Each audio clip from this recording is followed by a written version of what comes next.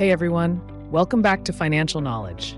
If you're new here, don't forget to hit that subscribe button and ring the bell icon to stay updated with all things finance. Today, we're diving into a topic that has been a hot debate among investors: mutual funds versus ETFs.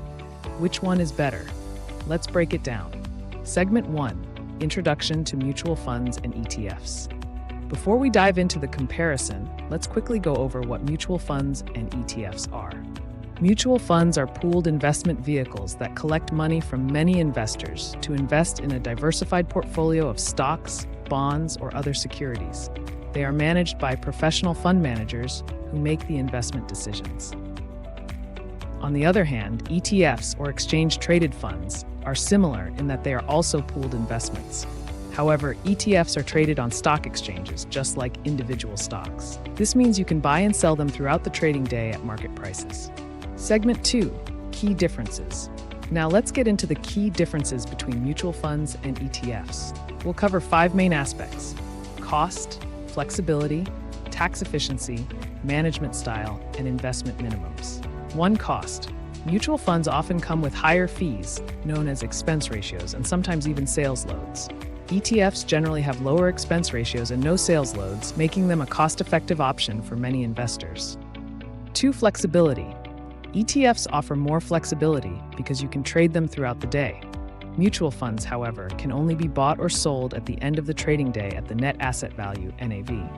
3. Tax efficiency. ETFs tend to be more tax efficient.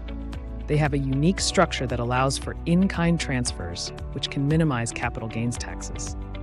Mutual funds, on the other hand, may incur more frequent taxable events. 4. Management style. Mutual funds are often actively managed, meaning a team of professionals is trying to outperform the market. ETFs are usually passively managed and track a specific index. So if you're looking for a potentially higher return at the cost of higher risk and fees, mutual funds might be for you. 5. Investment minimums. Mutual funds often have minimum investment requirements, which can range from a few hundred to several thousand rupees. ETFs, however, can be bought in smaller quantities, making them more accessible for new investors. Segment 3: Pros and cons.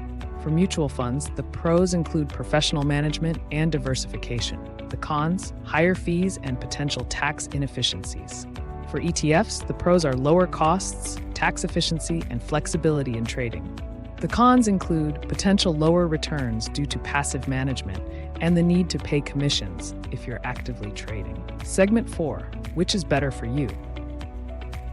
Now the big question: which is better? The answer depends on your investment goals, risk tolerance, and how much time you want to spend managing your investments.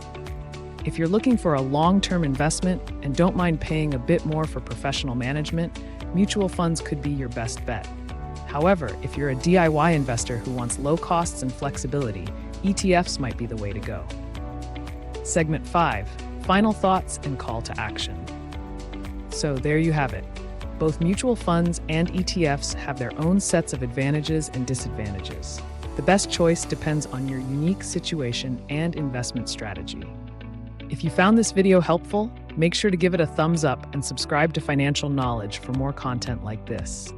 Let me know in the comments below which investment option you prefer and why. Thanks for watching, and see you in the next video.